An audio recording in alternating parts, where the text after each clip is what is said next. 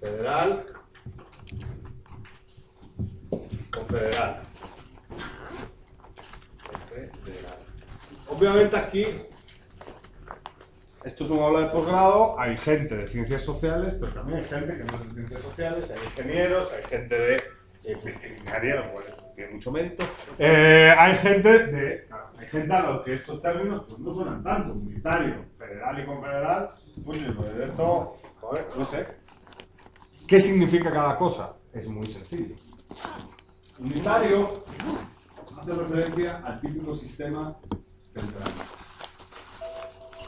Es decir, hay 1, 2 o 3 niveles de gobierno, pero básicamente el 95% o el 90% de las competencias residen en un nivel. Unitario es Guatemala.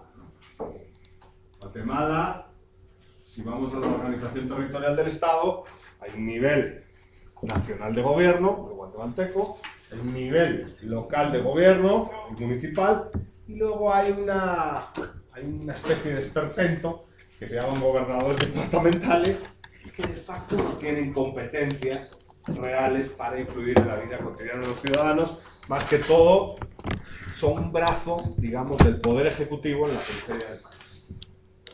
Es el típico Estado centralista. Se evidencia en el propio texto constitucional porque el 90% del presupuesto nacional se pule en un solo sitio. ¿Qué sitio? El Gobierno de la República. Eso tiene problemas, ¿verdad? ¿Podríamos tener un gobierno local más fuerte? Yo creo que sí. ¿Se podría profundizar en la descentralización municipal dándole más competencias al gobierno? Hombre, yo creo que sí. Pero de facto, bueno, Guatemala es un estado unitario, un poco más difícil. Confederal. De nombre, hay un estado confederal a día de hoy, ¿verdad? Que es Suiza. Que lleva de nombre Confederación Helvética. Es el nombre oficial de Suiza a día de hoy. De nombre, porque de facto es más federal. ¿Pero qué era una confederación? Una confederación, históricamente hablando, era una asociación entre distintos estados que básicamente tomaban decisiones de forma coordinada. Por ejemplo, en los primeros momentos de la independencia de Estados Unidos, las colonias, ¿verdad? Las 13 colonias, ¿qué eran? Básicamente, estados independientes que se unían coyunturalmente para tomar decisiones frente al invasor británico. Hay un problema en la confederación que yo creo que es la confusión entre confederado y federal, ¿no? El nivel confederado de gobierno no implica la creación de un ejecutivo más allá de los estados que forman parte de la confederación. ¿Entendieron esto los que no son ni de derecho ni de ciencia política? No. El nivel... Claro, o sea, ¿qué diferencia el federalismo de la confederación? Los que son amantes de la historia de Estados Unidos tienen que recordar, por ejemplo, la discusión esta del federalista, ¿no? Los artículos federalistas. ¿Qué se debatía en esos artículos? Básicamente, si Estados Unidos seguía manteniendo su, digamos, forma confederada o si se avanzaba en una federación. ¿Qué implicaba avanzar en la federación? Implicaba construir un nivel de gobierno por encima de las entidades federadas. Es decir, implicaba construir Washington e implicaba dotar a ese nuevo nivel de gobierno por encima de las entidades federadas de poder sobre las propias entidades federadas. O sea, implicaba ceder poderes de la periferia al centro. La confederación no tiene ese poder central. Esa es la diferencia. Por eso, en teoría, la confederación se interpreta así y la federación se interpretaría así, un poco más tridimensional. Y aquí habría una gran pelota por encima de todas las otras. Las entidades federadas están debajo de un gobierno federal. Y en la confederación no hay tal cosa como un gobierno federal. Hay una reunión, digamos, de las partes federadas que toman decisiones coyunturalmente. ¿Qué podría ser considerado una confederación a día de hoy? Porque, repito, Suiza es más una federación que una confederación de facto. Bueno, para algunas políticas públicas no, pero para otras. ¿Pero qué es una confederación casi de facto? La Unión Europea. La Unión Europea es una especie de confederación. O sea, todos los estados básicamente disfrutan de competencias soberanas, por ejemplo, en el campo de la seguridad, se reúnen en un Consejo de Ministros de Seguridad y Defensa y discuten cómo afrontar el problema de la migración, cómo afrontar el problema de los piratas en el Cuerno de África, cómo afrontar N cantidad de problemas que afectan a todas las partes. Eso en Estados Unidos no tiene lugar porque Estados Unidos es una federación y tiene un gobierno por encima de las entidades federadas. Y ese gobierno es el gobierno de Washington. Sí, perdón. ¿UNASUR trataría de ser o querría llegar a hacer eso? Una confederación, exacto. Sí. Todos los procesos de integración regional, en cierto sentido, imitan el funcionar de una confederación. El SICA, por ejemplo, también, con la reunión de presidentes y todo eso. La lógica es más confederada que federada. Y de hecho hay una tensión ahí que se ve muy bien en los procesos de integración regional, porque algunos procesos de integración regional quieren profundizar en el federalismo. Por ejemplo, ahorita hay cierto ambiente en el sistema de la integración centroamericana de que la integración centroamericana debería tener competencias soberanas más allá del Estado. Eso sería una tensión federal en una organización que es más confederal. Esa distinción terminológica es muy interesante y en Estados Unidos, bueno, pues obviamente Estados Unidos es el cliché de federalismo con Alemania. Si vamos al presidencialismo, el presidencialismo cliché es el presidencialismo federal, cliché es Estados Unidos, el parlamentarismo federal, cliché, es la República Federal de Alemania, que es un federalismo que funciona muy bien. El tema bicameral simétrico. Esto también para los que no son de derecho ni de ciencia política. Es una aclaración terminológica, yo creo, necesaria. Obviamente los poderes legislativos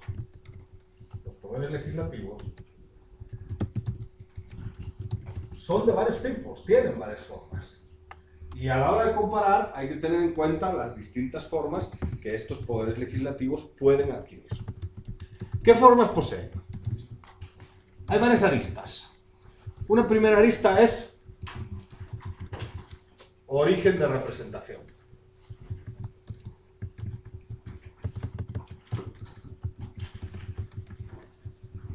Otra segunda arista es, hasta cierto punto, poder de cada una de las cámaras. Poder, el juego de poderes. ¿Cómo se come este berenjena? Los bicameralismos, obviamente Guatemala no entra en el problema, porque Guatemala es unicameral, legislativo, Congreso de la República. Pero en los sistemas bicamerales, origen de representación. Senado estadounidense, ¿qué representa? Territorios. Y la Cámara de Representantes, ¿qué representa? Ciudadanos. ¿Todos los legislativos bicamerales que existen tienen esa lógica de representación? Obviamente no. Hay sistemas bicamerales que tienen una representación de otra naturaleza. Ejemplo. La Cámara de los Comunes del Reino Unido, ¿qué representa? Ciudadanos. La Cámara de los Lores, notables. Y ustedes pueden reírse, notables. Notables. Gente de derechona, con un pañuelo aquí, así, medio aristócratas. Entonces, esos lores, esa Cámara de los Lores, que hay lores de partidos de izquierda, o sea, el Labour Party tiene lores ahí también, que no parecen muy laboristas, porque también van así, el varón de no sé qué. Esta Cámara de Notables, que es plural, es otra lógica de representación. No pretendemos representar territorios, pretendemos representar a ciudadanos notables. Y la Cámara de los Lores en el Reino Unido no solo representa aristócratas, los aristócratas es una broma. Cuando vamos a la Cámara de los Lores, hay 4 tipos de lores. Hay lores hereditarios, es cierto, y lores hereditarios solo hay como 90. Y la Cámara de los Lores tiene 700 lores. Hay lores vitalicios, por ejemplo, los que prestaron un gran servicio a la patria, importantes militares británicos, importantes políticos británicos, Margaret Thatcher, por ejemplo, fue lord hasta que falleció. Hay lores judiciales, los viejos jueces del reino también pueden acceder a ser lord, y hay lores eclesiásticos. 21 obispos de la Iglesia Anglicana tienen representación en la Cámara de los Lores. No es la Cámara de los Lores la única Cámara de Notables, lo que pasa es que, claro, como Guatemala es una república, el rollo es distinto, porque claro, como Guatemala no aceptan la monarquía, no aceptan sus orígenes monárquicos. Entonces, como no aceptan sus orígenes monárquicos, claro, está en contra de todos estos rollos, pero en realidad la Cámara de los Lores, bueno. Otro senado de notables es el senado francés. Los franceses son muy republicanos y muy liberté, égalité y fraternité, pero en realidad su senado es también de notables. No entra cualquiera allí.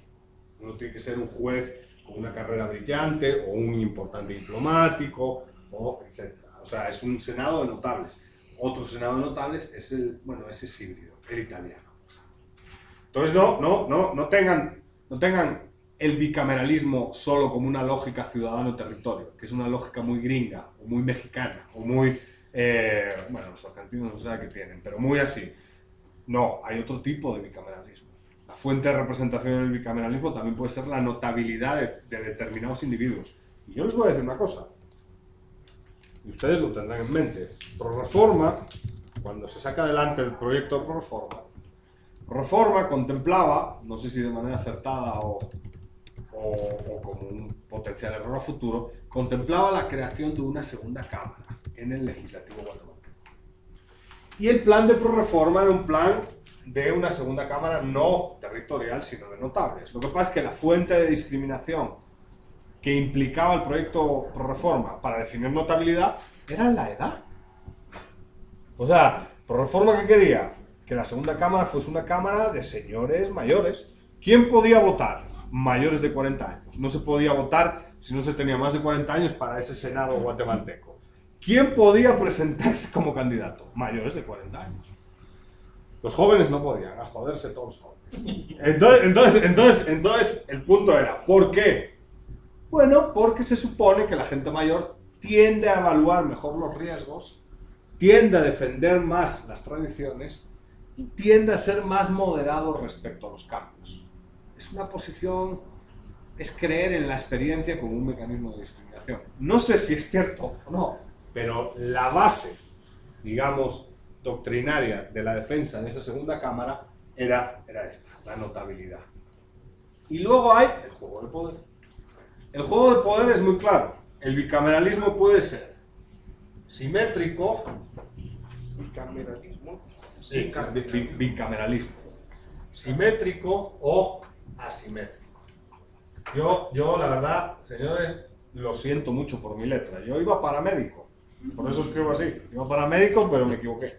Entonces, yo lo siento mucho. Mi letra es una mierda, pero sí.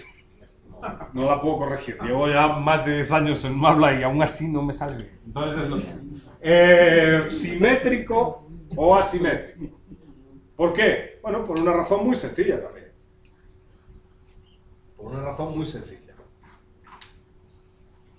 Hay legislativos bicamerales en los cuales una cámara es más fuerte que la otra. Y hay legislativos bicamerales en las cuales una cámara es igual de fuerte que su par. Y eso obviamente reduce o eleva los costos en la toma de decisiones. Obviamente, si el bicameralismo es simétrico, es decir, si las dos cámaras tienen el mismo poder, los costos de tomar una decisión tienden a subir. Y obviamente, si el bicameralismo es asimétrico, una de las dos cámaras tiene más poder que la otra, el costo tiende a reducirse. Es más fácil tomar decisiones, es más fácil legislar. Sí. Guatemala es una ventaja entonces, o sea, es más barato. Exacto. Guatemala es unicameral, a la mierda con la segunda cámara, a la mierda con la... Sí, es más barato. O sea, solo tienes que preocuparte de una. En Guatemala tiene dos ventajas. Una, es unicameral. Dos, es una cámara pequeña. Hoy no sé si escucharon la radio el mediodía, pero yo hoy tuve una... Yo a Marta Yolanda Díaz Dorán, Me sale, me hincha la vena y tal. Iba diciendo, y estaba oyéndole y tal, porque es porque quieren aumentar el censo y esto va a implicar que nos la van a clavar subiendo el número de diputados. Vamos a ver, Guatemala tiene muy pocos diputados. Muy pocos. Vamos a ver, Grecia y Portugal son países más chiquitos que Guatemala. Incluso con el censo de 2002. No hace falta tener las manías persecutorias de Marta Yolanda y buscar censos donde no los hay. O sea, desde el 2002, Guatemala tiene más de 12 millones de habitantes, ¿no? En el censo de 2002. De facto, ¿cuántos habitantes tiene ese censo? 12 y pico, ¿no? Ya, o 13 y pico ya. Hoy salió que eran 15 o 16, o 16, cabal. Pero en el censo de hace ya 12 años, porque fue en el 2002, en el censo de 2002 la población registrada era como de 13 millones. Bueno, Portugal tiene 10 y Grecia tiene 10, 11. Y tienen 250 diputados en la Cámara. Casi 100 más. O sea, Guatemala tiene un número de diputados, no es muy exceso de gasto el número de diputados que hay en Guatemala cuando lo divides por población. Otra cosa es que digas, pero es que Edu, no hacen ni mierda. Están todo el día rascados. Joder, yo entiendo que no son muchos, pero es que están todo el día rascados la barriga, mano. Ok, está bien, pero de eso también tenemos parte de culpa nosotros. O sea, quiero decir, joder, no sé. Si cualquiera, tampoco a lo mejor nosotros entraríamos ahí e inventaríamos el agua azucarada en la representación. Quiero decir, no significa que esté defendiendo a los diputados, que no los estoy defendiendo, pero tampoco me creo que todo sea malo y que todo sea bueno. Esos absolutos maniqueos, pues a mí me cuesta creerlos. O sea, quiero decir, no todo es malo ni todo es bueno. Y el punto de congelar el número de diputados es que si la población crece, el representante se aleja del representado. Progresivamente. Que es un poquito el problema que pasó en Estados Unidos, que congelaron el número de diputados en 435, que son un montón. El Reino Unido tiene, vamos a ver, no se puede llamar parlamento, pero Estados Unidos en su poder legislativo, que es bicameral, Senado y Congreso, tiene, si no estoy mal, 538, la suma. El Reino Unido tiene 1400. 1400. Cámara de los Lores, 700.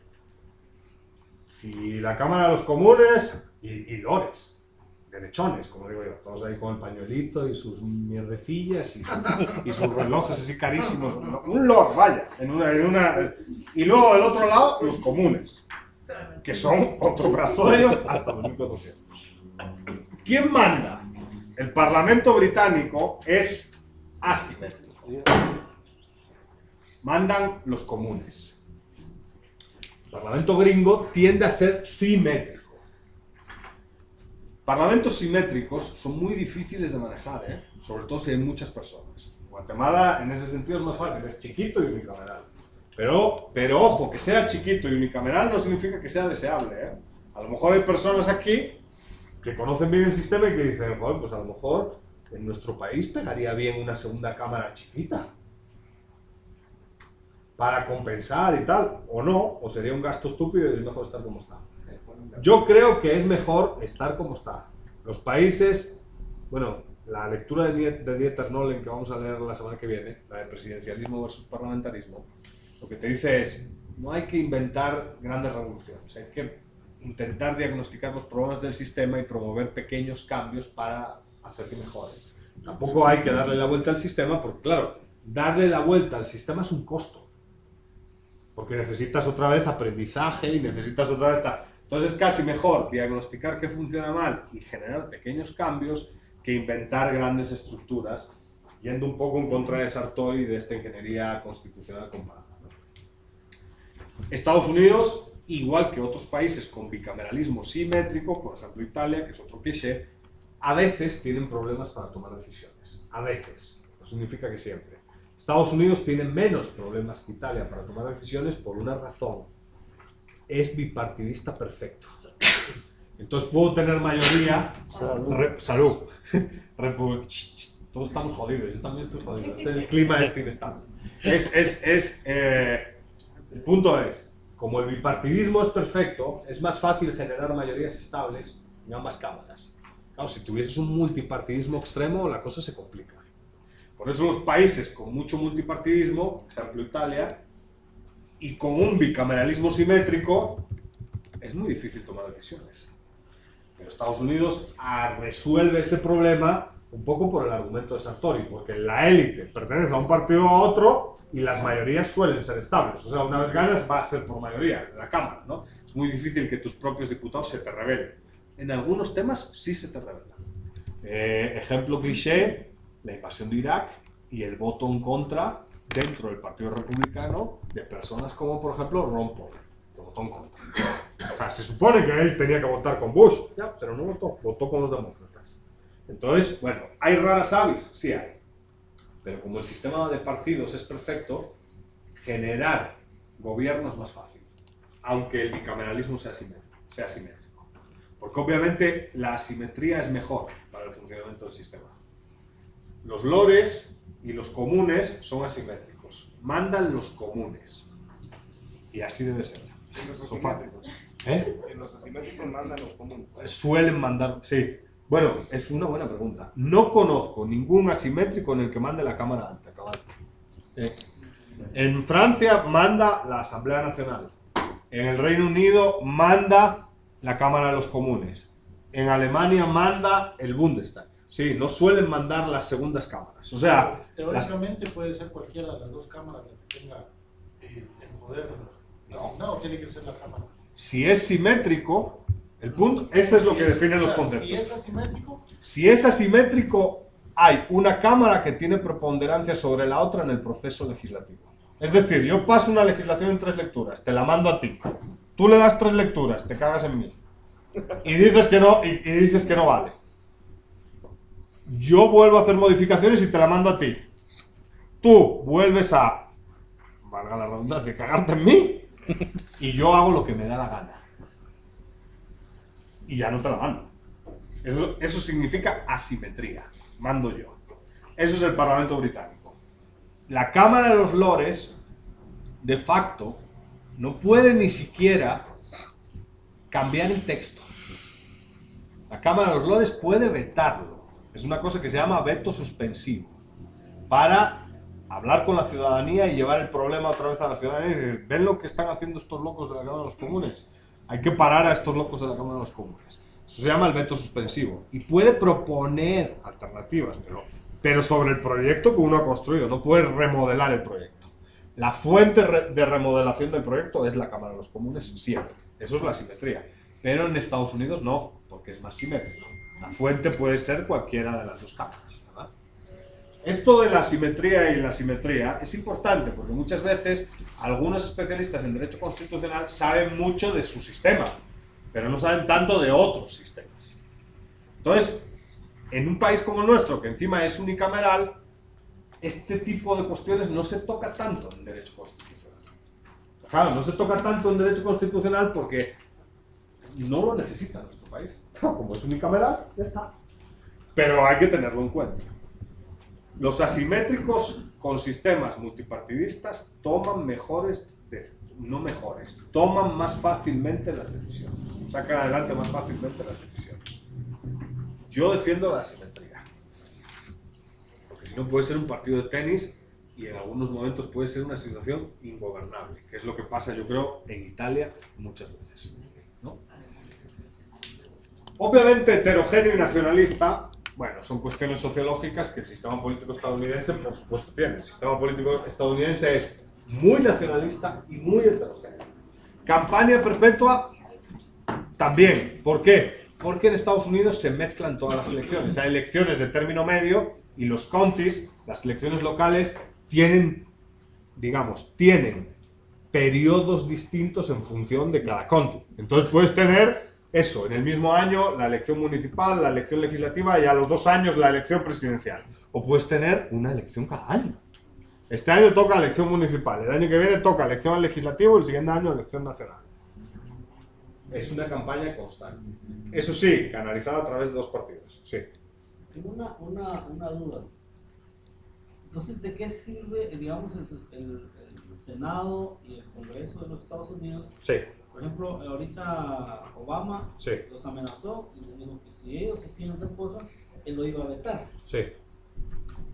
Entonces, Entonces se llega a una situación de ingobernabilidad. Si tú me vetas a mí con el presupuesto y yo te puedo paralizar la iniciativa legislativa a la Cámara de Representantes o al Senado, donde quiera que emane, la situación que es ingobernable es la crítica de Sartori. La crítica de Sartori en el manual es: el problema es que el poder está tan dividido que hay gobernabilidad porque la élite política quiere, no porque el sistema facilite la toma de decisiones. El sistema no facilita la toma de decisiones. El sistema dificulta la toma de decisiones. Ahora, usted puede decir, bueno, pero dificultar la toma de decisiones, que el espíritu de la norma, digamos, del derecho parlamentario, sea dificultar la toma de decisiones, ¿es malo o bueno? Y a lo mejor el resultado es decir, es bueno, porque no se toman decisiones a lo loco. Y muchas veces en política las decisiones se toman a lo loco. Y a lo mejor el hecho de dificultar, de elevar el costo de la toma de decisión es positivo. Yo siempre pongo como ejemplo Italia porque es el mayor caos que nos puede venir a la mente de una democracia funcional. Cuando uno habla de una democracia funcional mala, deficiente, siempre se pone Italia, por ejemplo. ¿Por qué? Porque los diputados salen ahí durmiendo. Cuando uno pone Google y pone Parlamento italiano, sale uno que tiene hasta 3 curules ahí ocupados y tal. Y Berlusconi con el tema de las prostitutas, y claro, tiene mala fama el sistema, tiene muy mala fama. Ojo, tiene mala fama, pero lo que veíamos en la sesión pasada, el sistema responde. Ahora, responde en época de crisis, no responde cotidianamente. Igual que la selección. Cotidianamente, claro, cotidianamente el sistema no toma decisiones. Es un bicameralismo simétrico, Senado, Cámara de Diputados, con un montón de partidos. No se pone de acuerdo nadie. Yo siempre digo, en Italia la legalización del matrimonio gay nunca va a tener lugar. No es un tema prioritario para nadie, salvo para algunas corrientes de izquierda y de centro izquierda. Y obviamente, como es tan costoso tomar decisiones, el sistema no se esfuerza por meter eso en la agenda y por tomar una decisión al respecto. Ahora bien, hay un terremoto en L'Aquila y hay que ayudar a los afectados del terremoto. Ahí el sistema sí responde. Y ahí Senado y Cámara de los Diputados toman la decisión rápido, aprueban el presupuesto y mandan el presupuesto para ayudar a L'Aquila. O hay un problema con el tema de la invasión de Irak y hay que ayudar a los aliados con la OTAN. Las dos cámaras se ponen de acuerdo, aprueban la medida y mandan al ejército. El sistema funciona ante la crisis, no funciona cuando no pasa nada, no funciona. Y la pregunta es, ¿eso es malo o bueno? Pues yo les voy a dar mi opinión. A mí me parece bien.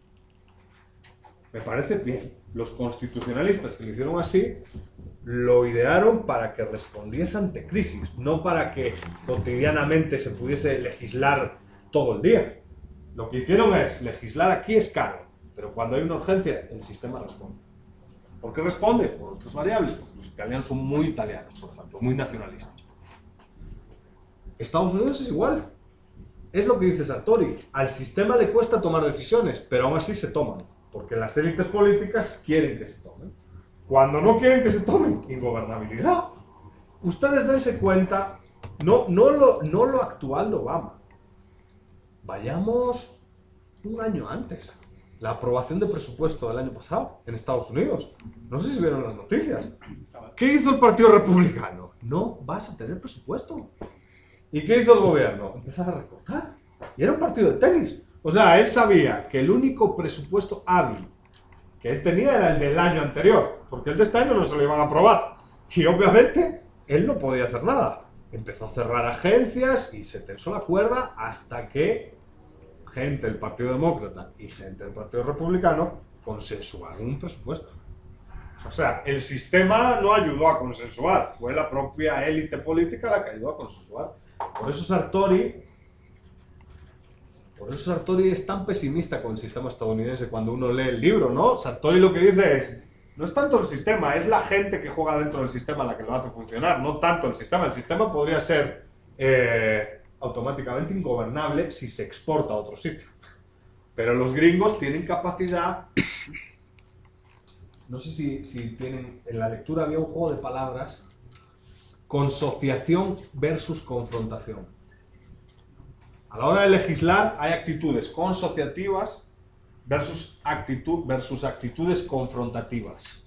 Las consociativas son la capacidad para generar consenso de parte de la élite y la confrontativa es la capacidad para no generar ese consenso.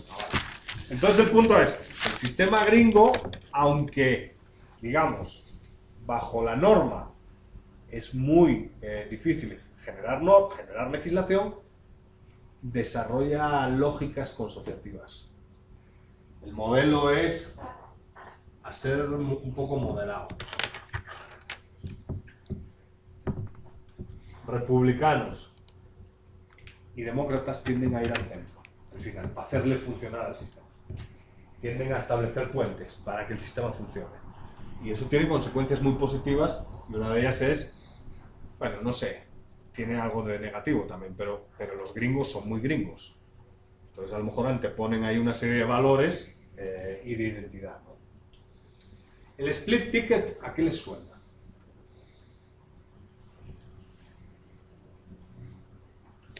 Ustedes ingenieros, ¿a qué te suena el split ticket? A un ticket cortado a la mitad. Sí, de hecho es eso. En la papeleta gringa, la votación para el Ejecutivo y si coincide la votación para algunos cargos legislativos va en la misma papeleta. Yo creo que tengo aquí una papeleta.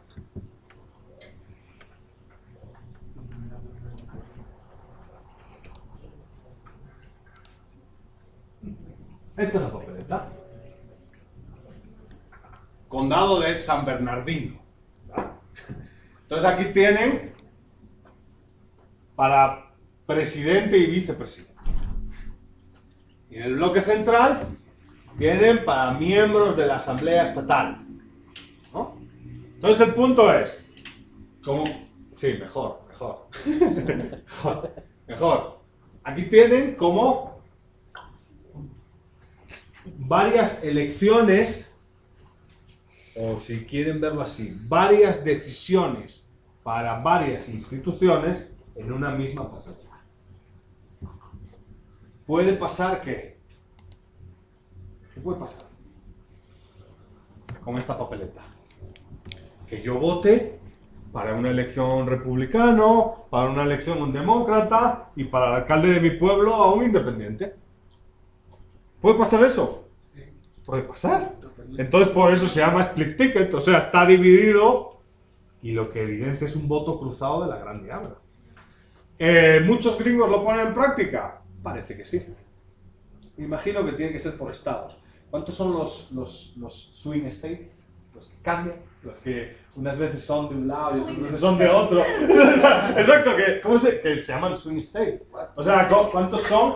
Que porque los gringos no tienen volatilidad alta. Los gringos suelen votar lealmente, pero hay unos estados que no, que suelen cambiar. Vamos a ir a la diapositiva donde estábamos. Esta presentación sí se la subí, ¿verdad? No, voy a subirla. Subir las lecturas y no las presentaciones. Voy a subir la presentación. Eso sería. Y luego, poca competición. ¿Por qué? Porque solo son los estados que bailan, los que compiten. Los demás no. ¿Quién duda de que Florida va a ser demócrata? Florida es superdemócrata a lo largo del tiempo. Pues no cambia nunca. Esos cabroncetes son republicanos hasta el tuétano. Y California. ¿Quién duda? Bueno, California sí, ese sí cambia. ¿Quién duda que en Massachusetts vaya a ser, por ejemplo, republicano? Pues no, Massachusetts son así medio progres, se creen los nórdicos de Estados Unidos y son socialdemócratas. Pero luego hay estados que sí cambian. Y ahí es donde se concentra la competición. Porque obviamente los especialistas en marketing electoral estadounidenses, que es el país más diagnosticado electoralmente del mundo, junto con el Reino Unido, sí saben cómo hacer campaña, dónde hacerla, cuándo hacerla y cómo hacerla. Formal e informal, o sea, sí saben mucho de campaña. Lo que no tengo tan claro... ¿Cómo? Aquí no sabe. Bueno, eso fíjese que yo siempre tengo una crítica. Yo creo que la forma de hacer campaña política nuestra nuestra, me refiero además a clave macro, sur de Europa y América Latina, es distinta. Y muchas veces hay gente que contrata a grandes especialistas de marketing de Estados Unidos que no sirven, porque claro, cada uno tiene su... Ahí hay cultura política y hay una serie de normas que van al margen, exacto. Entonces, los de México que ven tampoco sirven, ¿no? Sí, no. Yo no creo, yo sí creo que para temas de venta hay que mamar el sistema. Y si uno no tiene mamado el sistema, no funciona. Hay que mamarlo porque hay que conocerlo. ¿Sexista vos? ¿Cómo? ¿Qué pasó? Tranquilo,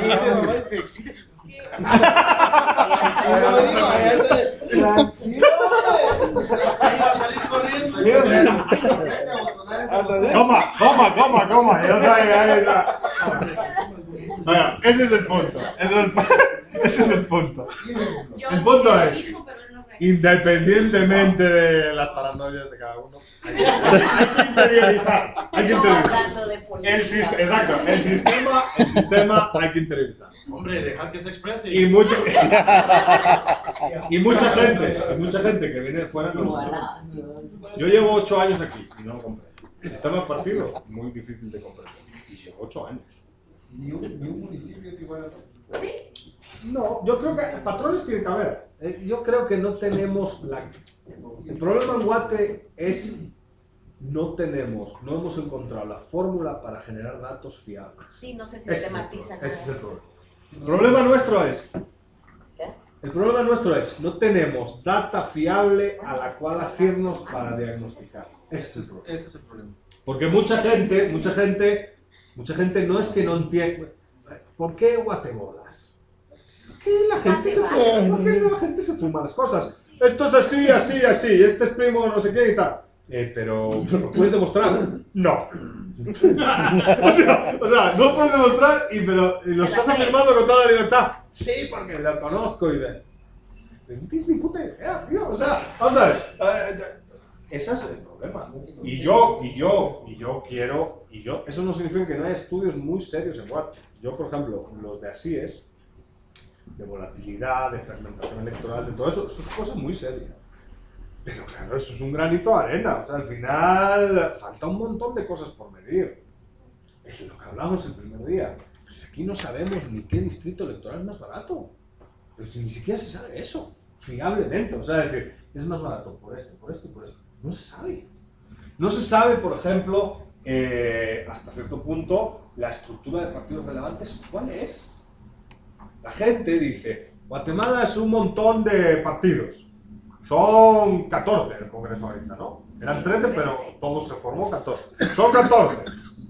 Un montón. ¿Quién putas va a controlar eso? Es un caos de la grande habla. No, porque hay que tener una lógica no solo cuantitativa, habrá que tener una dinámica también cualitativa y ver, ok, vamos a ver relevancia. ¿Quién puede formar gobierno? Ya de 14 bajan a 3 o a 2.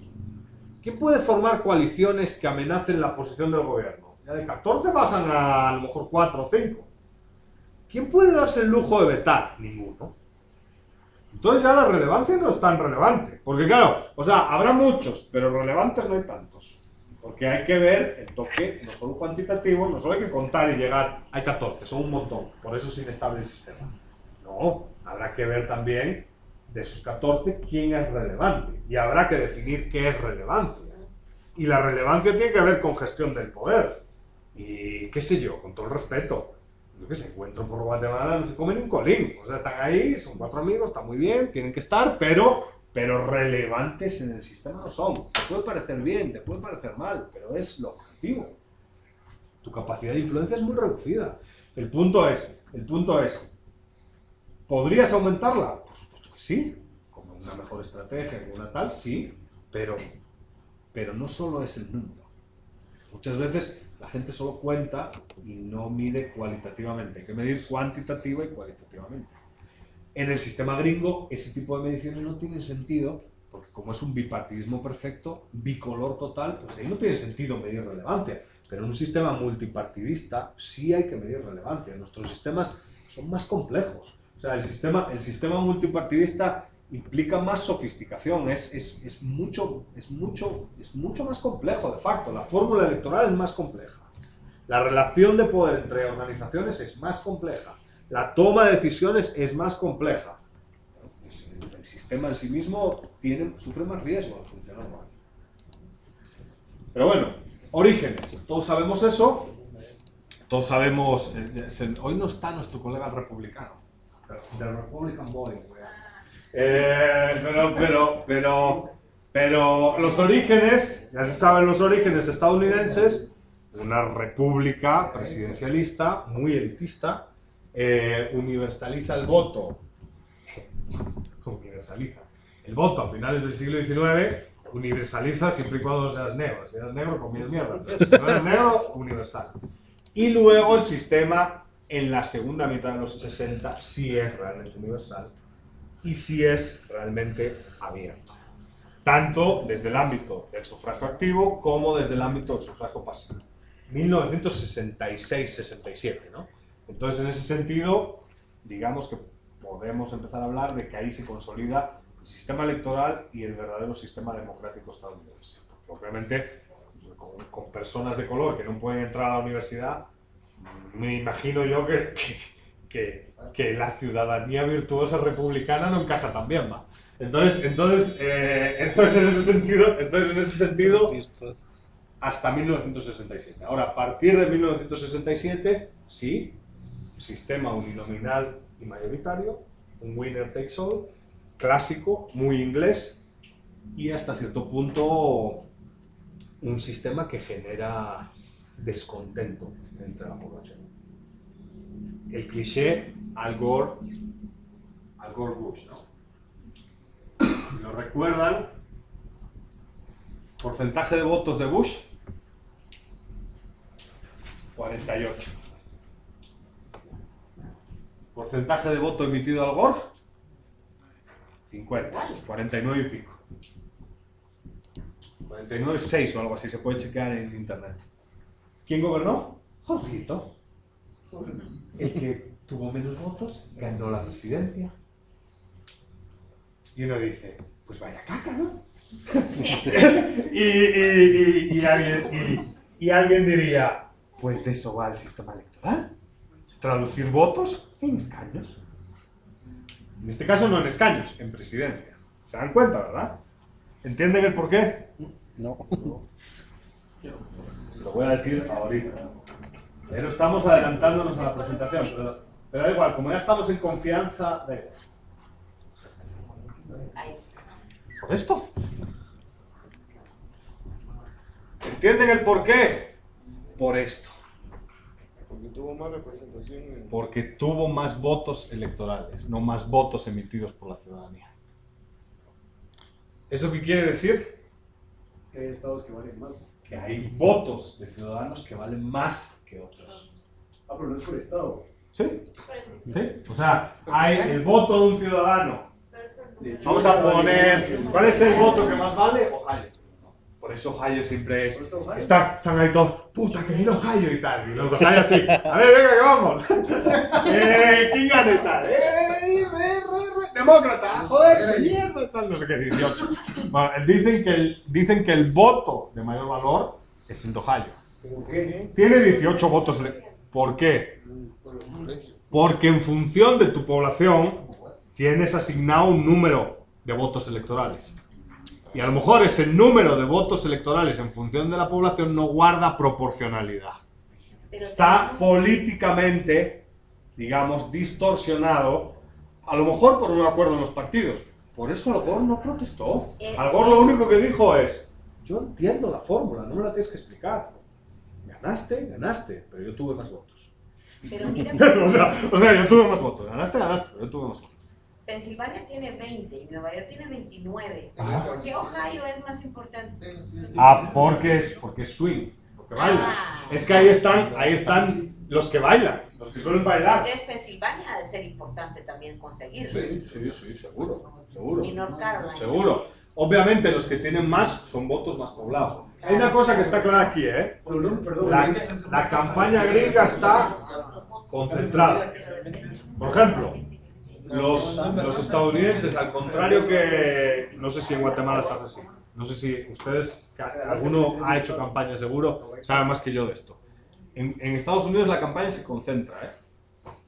Por ejemplo, hay regiones que tienen mucha concentración poblacional, el este o California, y ahí se gastan los partidos el 90% de los recursos. Y luego en el Bible Belt Pero es que pues tiene no se gasta ni un quetzal. En Nevada tampoco Quiero decir, gastaría ahí. bueno, Nevada, bueno, pero Nevada está lo de California. Bueno, yo me estaba refiriendo más a Mississippi, Alabama, Ah, sí. Tennessee, Arkansas. Son como estados más, son pobres, Sí. son muy conservadores. Seguro que el Partido Demócrata no mete un dólar ahí. No mete un dólar en campaña. ¿Dónde se juegan las campañas? Obviamente en el noreste de Estados Unidos, que hay mucho, y en el lado occidental de Estados Unidos, porque claro, los tres estados, Washington, Oregon y California, son ultra ricos. Aquí alguien podría decir, no sé si hay gente de izquierdas, pero esto es un chiste para los de izquierdas. Alguien podría decir, puchis, los estados más ricos son los que votan a la izquierda. Y sí, salvo Texas, que es ultra republicano, que ahí están, ya saben, con las vacas y el petróleo, y los gorros, sacando petróleo como locos. Salvo Texas, los demás son de izquierdas, tradicionalmente. Se ve claramente. O sea, se ve... Missouri, a mi criterio, podría perfectamente ser demócrata, según la historia de Missouri, ¿no? Ah, bueno, claro, claro. Por ejemplo, Pero es ilógico a mi criterio que sea republicano. bueno, es donde tienen más presencia. El Bible Belt, que le llaman, es esto. Y para arriba. Sí. Ese es el cinturón bíblico ese que le llaman, que es donde está, ahí es donde está la mala gruesa. Ahí es donde está la mala gruesa. Ahí es donde está, yo soy muy liberal. Bueno, ya lo han debido notar por algún chiste, pero hay que salir del closet ideológico. Yo soy liberal. Sin embargo, soy muy liberal. Yo votaría a Obama. Porque yo, antes que votar, o sea, el tipo este de Arkansas que dijo que violar a las mujeres es que Dios lo quería y tal. No sé qué quiere Dios, no me voy a meter en eso. Pero antes de tenerte a ti, no vaya a ser que tengas una visión así mística y tal, prefiero votar a Obama, que es un tipo un poco más actualizado. Ese tipo está bien loco. Hay gente en el Bible Belt que yo creo que desde una postura así un poco escéptica es gente muy desequilibrada. Fue gente que el año pasado hicieron ritos religiosos de 2 días para rezar para que lloviese. Hicieron rondas de religión para que lloviese. ¿Pero qué son? No son mulas. Aquí ya está faltando respeto a la religión. No son mulas, son radicales religiosos. O sea, la gente muchas veces habla. ¿Eh? Sí, protestantes en su mayoría, pero bueno, no tienen por qué ser protestantes. Quiero decir, por ejemplo, en estados como Utah, esto lo hizo popular Discovery Channel. En estados como Utah, la poligamia pues está aceptada. Claro, alguien puede decir, es una grosería. Sí, las mujeres seguro que lo piensan. Pero está aceptada. O sea, es muy conservador. Es ilegal. Es ilegal, pero está aceptada socialmente, cabrón. O sea, la institución formal la prohíbe, la institución formal la prohíbe, la institución informal la avala. ¿Cómo? Sí, para política pública. Es una buena política pública. Bueno, mi diseño. ¿Cuál es mi diseño? Voy a contar a mi esposa. ¿Cuál es mi diseño? Vamos a habilitar la poligamia infinita. O sea, entonces, Carlos y Fernando le hacen mala influencia al pobre. bueno, por seguir, el bicameralismo es este. Aquí tienen la lógica, ¿verdad? En esta media hora que nos queda. Cámara de Representantes y Senado. Es muy fácil esto, ¿eh? Son 50 estados, 100 senadores. Wow. Y son 435 distritos mayoritarios, pero hay que sumarle 3 del Distrito de Columbia, que es el de Washington. ¿Cómo se llama oficialmente ese distrito? Distrito de Columbia. Columbia. Sí, el Distrito de Columbia, que es Washington, que son 3 más, entonces son 438, la suma, ¿no? 438 en la Cámara de Representantes, más 100, 538, no, comparado, joder, con Guatemala, pues tienen casi 550 diputados. Pero son 400 millones. ¿Y dónde son los 3 que hay que agregarle? 400 millones. De Washington. Columbia. De Washington. Distrito de Columbia. Que son obviamente por distrito capitolino, ¿no? La idea es obviamente, que en ambos eligen personas, no tanto partidos. El voto gringo, y eso sí hay que tenerlo interiorizado, es un voto personalista. No significa que todos los gringos voten en clave personalista. Seguro que hay creencias ideológicas, pero como los partidos son tan atrapalotodo, o sea, son grandes partidos que no tienen tantas diferencias ideológicas entre sí, la verdad es que la gente vota más valorando a un candidato que creyendo en una determinada coherencia ideológica. Eso en el sistema estadounidense tiene problemas. Luego, los británicos que votan también, en teoría, a personas, tienen un voto más ideológico. Increíble. En las encuestas el británico es más ideológico. Pero el gringo es más pragmático. En Guatemala la teoría es ideológica, la práctica Es personalista.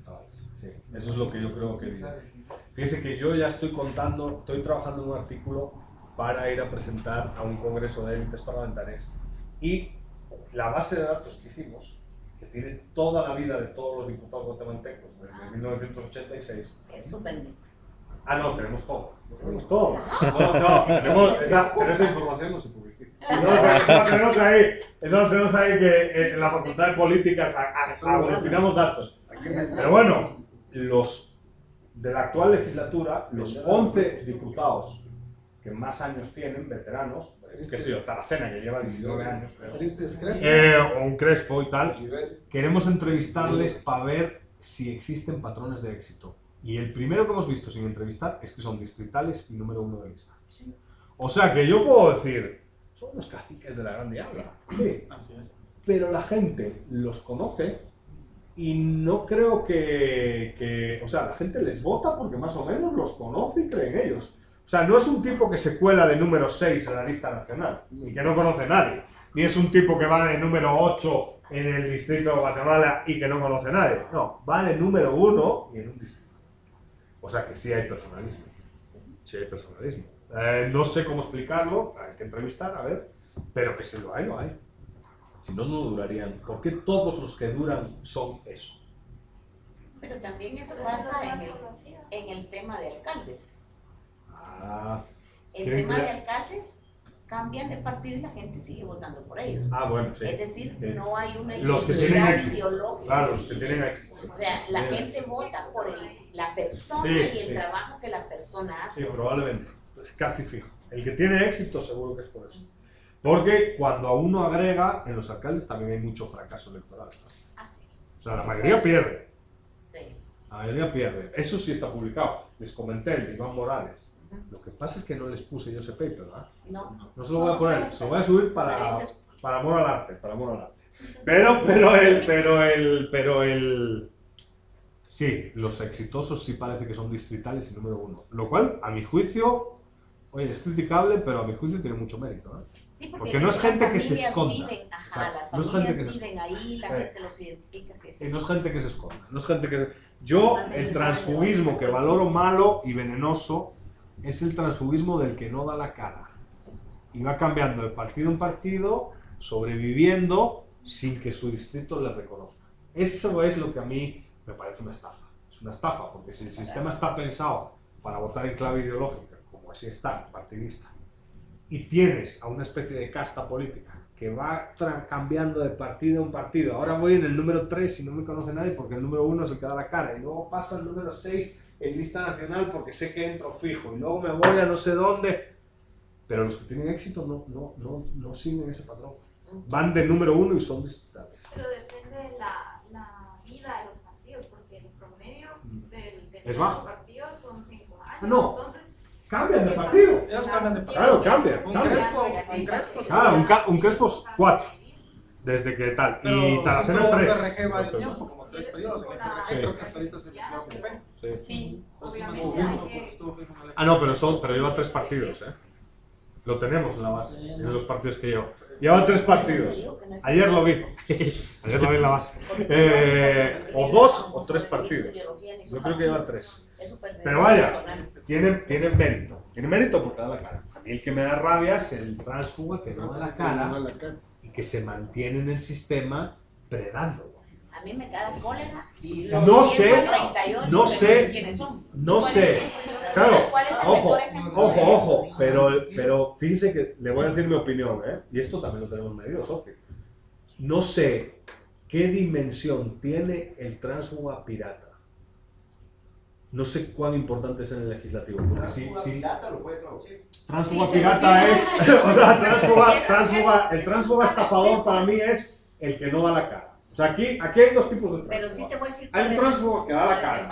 El tránsfuga que da la cara es yo, por ejemplo, Eduardo Fernández, en la legislatura pasada, yo voy con el PP. ¿Por qué? Bueno, es el partido que va a ganar, es lo que hay, muchachos. Y si queréis que me pelee en el Congreso y traiga pisto para el distrito, me tenéis que votar con esta partida. Así es. Y la mano dice, ok, venga, votemos. Y entro al Congreso.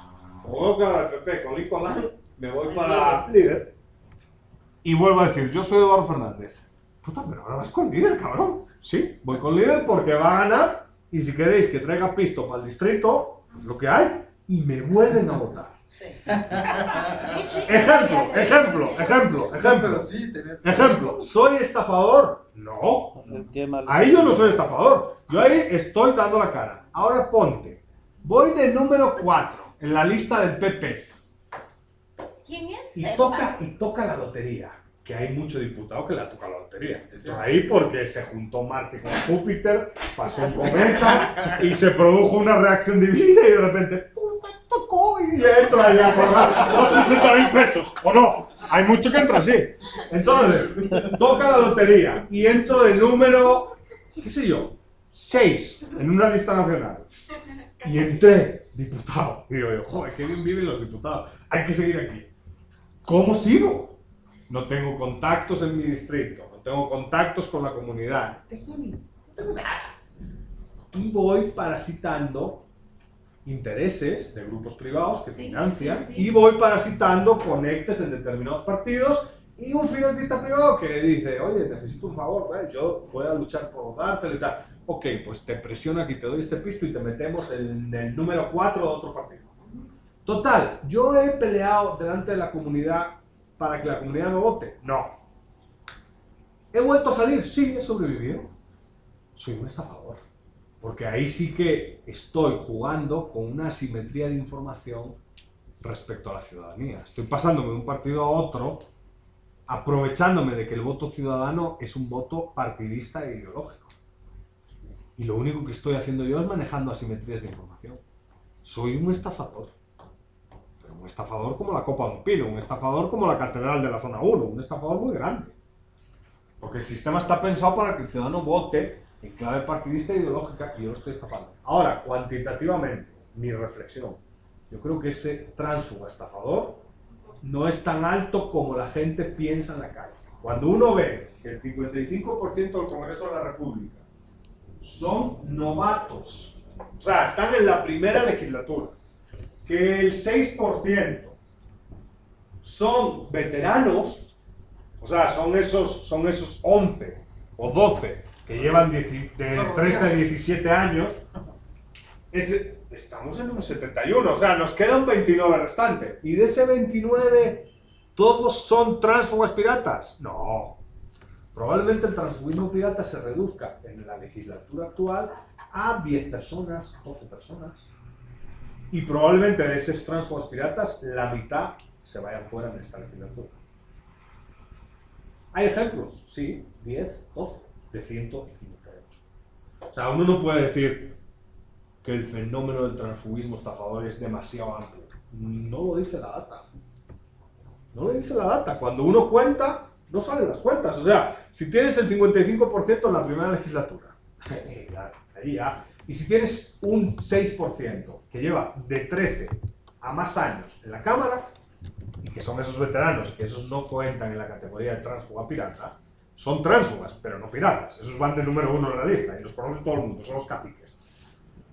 Pues entonces el transfugismo pirata se reduce, qué sé yo, pongamos un 50% como máximo del 21%. Y estamos en un 9-10%, tirándolo al alza. Y de ese 10% la mitad se va fuera ahorita. O sea, hay que dimensionar el problema. El problema existe, pero no es tan grande como la gente piensa. A mí el problema que me da el Congreso es que ese 55% de novatos, más muy probablemente el 21% que no son el 6%, Ajá. nadie sabe quién es ni para quién trabaja. Ah, puede ser. Sí, sí, sí. Sí, puede ser. Esa simetría de Si información. nosotros que somos los Sí. leídos y los escribidos, Sí, sí, sí, sí, sí. la élite, a ver, díganme los nombres de los 158. No, claro. No, esa simetría de información existe. Esa simetría de información existe. Y el fenómeno del superviviente, el diputado superviviente. Vamos a ver, el paper lo vamos a titular, se lo voy a pasar cuando salga, legisladores supervivientes. El fenómeno del superviviente, claro, hay un superviviente, pero Ninette no es superviviente pirata. Es una tipa con un montón de liderazgo y conocida y tal. Pero no, el superviviente piratilla, el que se coló ahí, el que le tocó la lotería, el que sudando rezando y que le pone velas a la Virgen de Guadalupe y tal. El piratilla. Ese es el 10% de la Cámara. Esos son, sí, hay algún lipoquip, es obvio. La mayor tránsfuga del Congreso, nuestra La que nuestra, la de Armada en Honduras sin licencia, ¿verdad? Esa joya que tenemos en la Cámara Legislativa, esa, ¿por cuántos partidos ha pasado en la primera legislatura? 4. Incluido el mío. 4 partidos en una legislatura. 4. ¿Y qué evidencia esa impresentable? Porque estamos de acuerdo todos que es una impresentable como campano de grande. O sea, se equivocó. evidente. ¿Cómo? ¿Evidente qué? Que el helicóptero A la gran. ¿Otra vez? Porque Lo que evidencia es un ansia por sobrevivir y ver que no va a sobrevivir. Esa tipa no pasa a la siguiente legislatura. Gracias a Dios, el sistema la va a expulsar. En Estados Unidos, la rotación es del 15%. O sea, en vez de un 55 de novatos, hay un 15 de novatos. Estados Unidos es, no sé si son fan de Netflix, la serie esta de House of Cards. Estados Unidos es eso. O sea, una oligarquía política ultraprofesional que tiene controlada la periferia y los distritos electorales y que, bueno, de vez en cuando salen clavos y hay renovación, pero que en general no suele pasar nada. Y por eso Sartori dice que la élite toma muy fácilmente decisiones entre ellos porque todos se conocen. O sea, forman todos parte, digamos, de la misma casta. El año pasado salió un artículo en Princeton que se publicó en la Revista Americana de Ciencia Política diciendo que el sistema estadounidense era una oligarquía. Es una oligarquía democrática, pero una oligarquía. A fin de cuentas, no rotan las élites. Cuesta mucho que roten.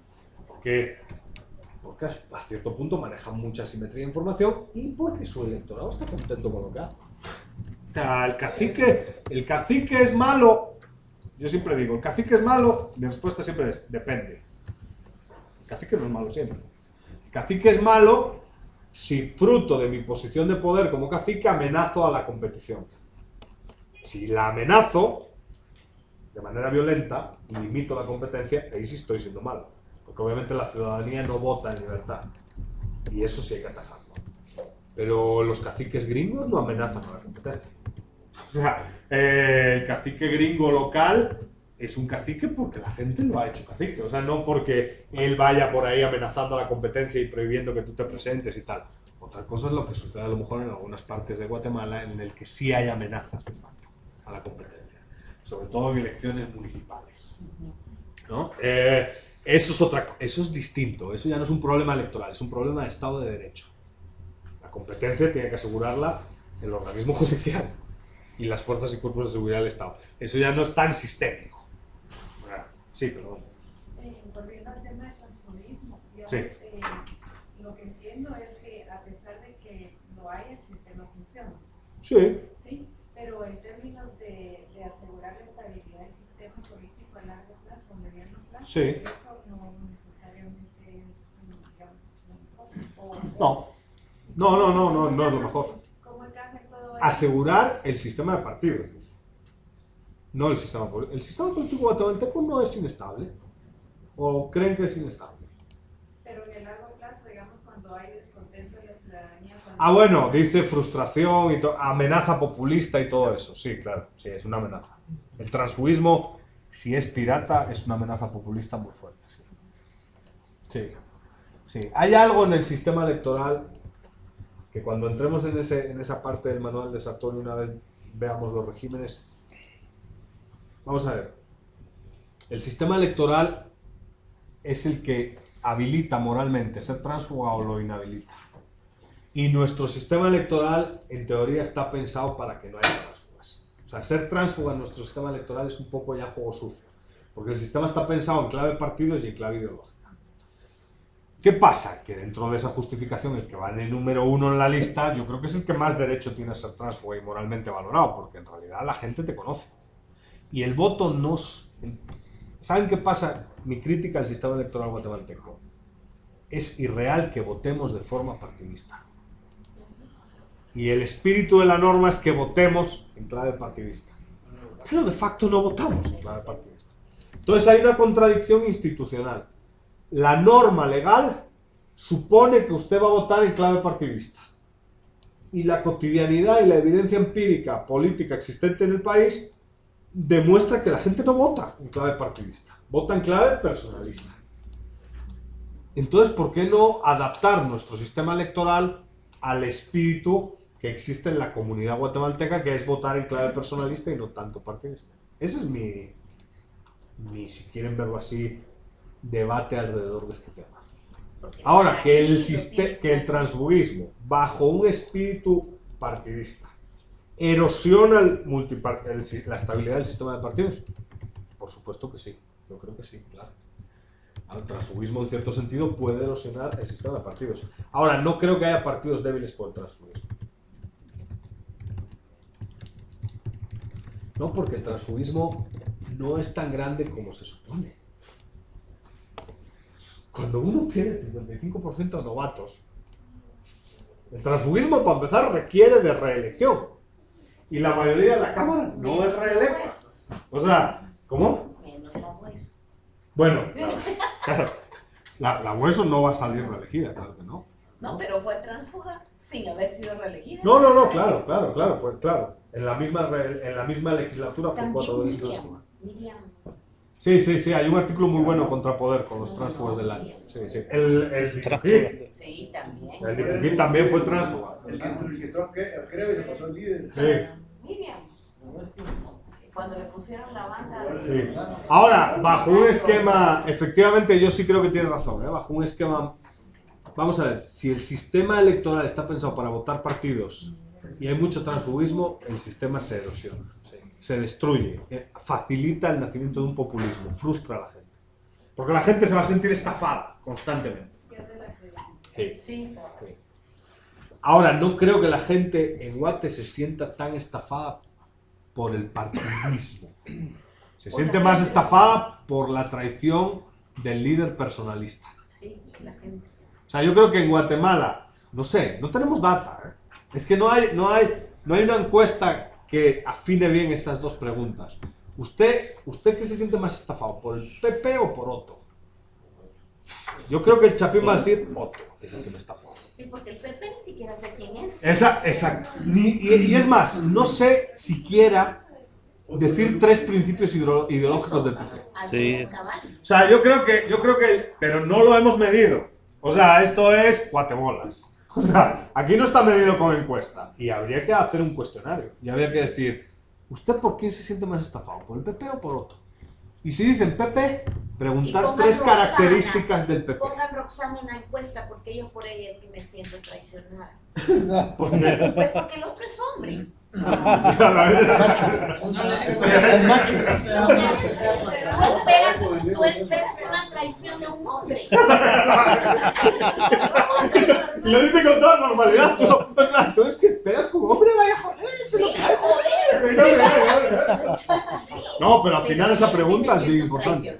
Yo creo, mi instinto, que no es el correcto, ni tiene por qué serlo, a mí mi instinto me dice que el guatemalteco de a pie se siente estafado por Otto. Y se siente estafado incluso por la persona que conoce a nivel distrital, que alguno conoce. Pero yo no creo que haya partidos, porque hay un problema que yo creo que pasa en todos los países, no solo en Guate. Si uno pregunta ahora que cada día las ideologías están más diluidas por el pragmatismo, ¿no? Porque la política se ha vuelto un ejercicio muy pragmático.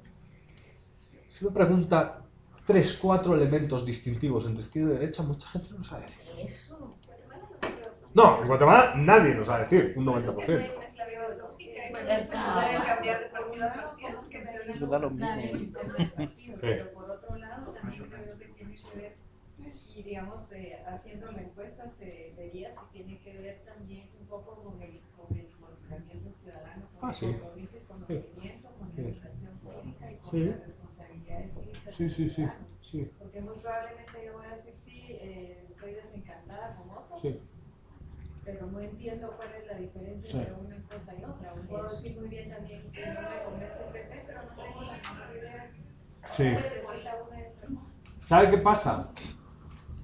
Estoy de acuerdo con lo que dice, no estoy en contra. Pero yo sí creo que el ciudadano de a pie sí sabe. O sea, es como midamos. Si por ejemplo, es que una cosa es medir ideología, otra cosa es medir impacto de política pública. Si uno llega con la encuesta y le dice al ciudadano, ¿cree que Otto fue coherente con las ideas de centro reformista que dice defender? El ciudadano le va a decir, mira tío, no tengo ni puñetera idea y te voy a decir otra cosa, no me importa. O sea que vete por donde vas. Muy bien. Ahora si le pregunta, ¿cree usted que Otto ha resuelto el problema del agua? Ahí va a opinar.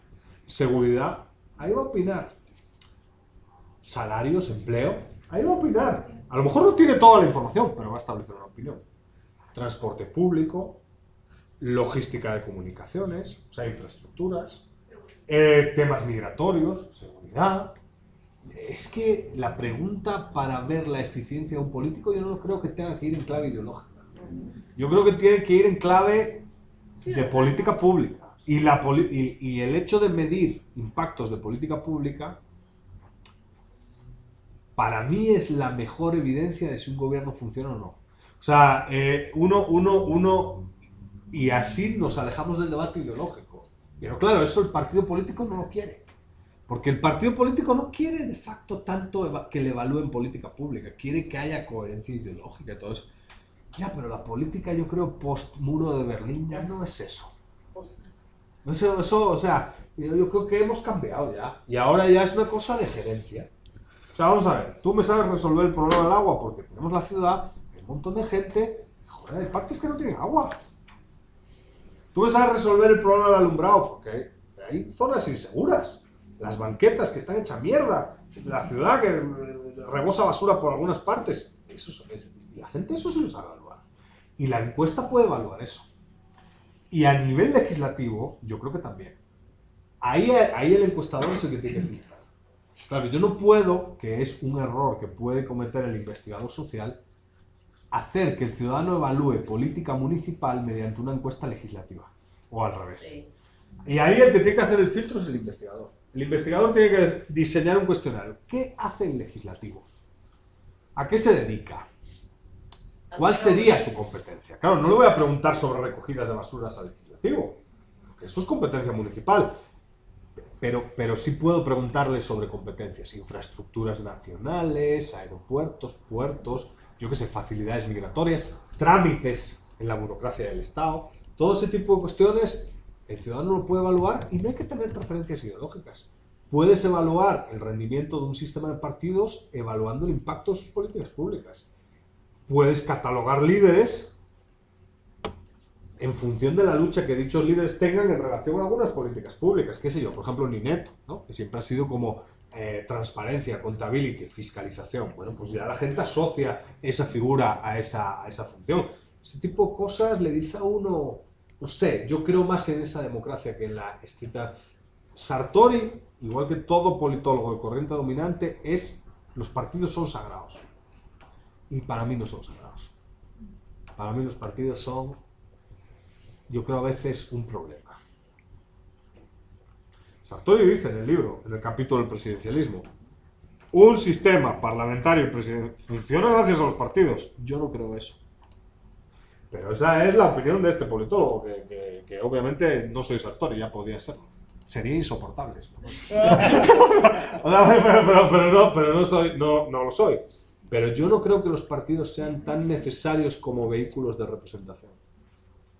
Yo liberalizaría el sistema de partidos. Bueno, ya se lo dije, lo liberalizaría completamente. Pero hay estudios, por si quieren ver eso, la ideología, la POP, es un estudio para Sí. tratar de medir si nosotros, si se vota En clave ideológica o en clave personalista. Sí. Sí. lo cual comprueba que tampoco hay partidos de izquierda. Por ejemplo, aquí en Guatemala nunca ha existido o ha ganado un partido de izquierda. No. Que se identifique con una ideología como No, no, izquierda. no. Bueno, vamos a seguir aquí entonces. Vamos bien, ¿no? En esta clase. Sí. Hay buenos debates, está entretenido. Bueno, aquí lo dejamos. Ya terminó. ¿Sí? ¿Y 20? Qué rápido. Aquí empezamos a hablar de transfugismo, empezamos a hablar de politiqueo y claro, nos ataca. No es como otra clase. No es como una de los martes. No,